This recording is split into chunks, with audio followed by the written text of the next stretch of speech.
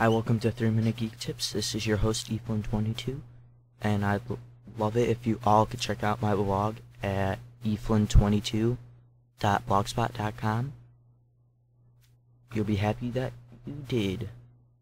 And today's 3-Minute Geek Tip is a little longer. Today's Geek Tip is how to get Blackberry working on Boost Mobile. And the reason why you'd want to do this is because of Boost Mobile's cheap prepaid rates.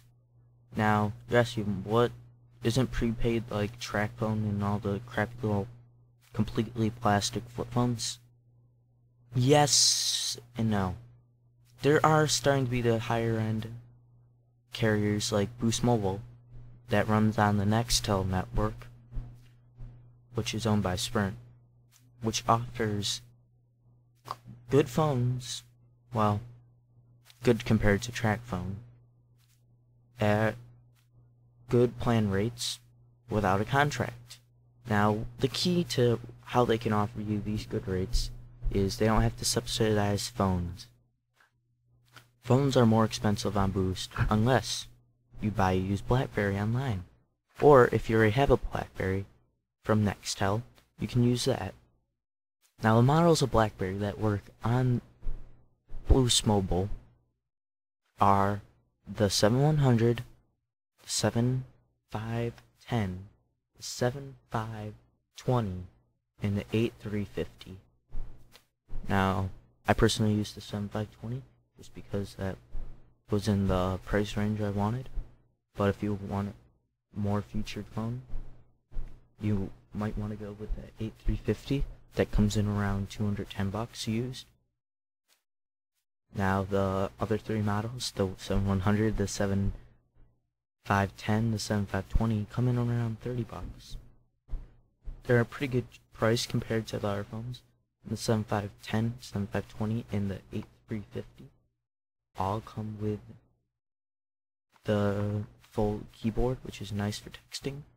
There's only really one Boost phone that has the full keyboard, and that's the Motorola Clutch, and that keyboard isn't very good, and nobody really likes the phone, and it's $129.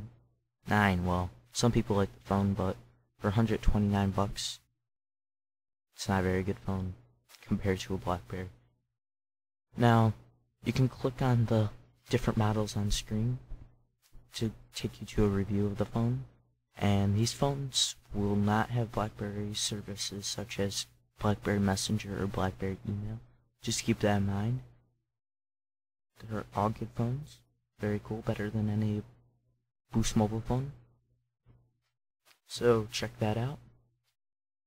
And you also, after you have your phone, or if you already have a phone that's one of these models, your next step is going to be to have an active SIM card with Boost Mobile.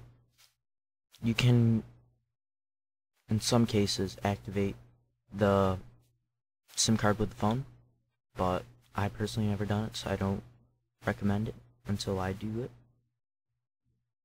So you can buy an active SIM card on eBay. If you already use Boost Mobile, you can take the card out of your phone, or some sellers sell the SIM card with an IME number that will allow you to activate the phone. So yeah, those are the methods of getting an active SIM card.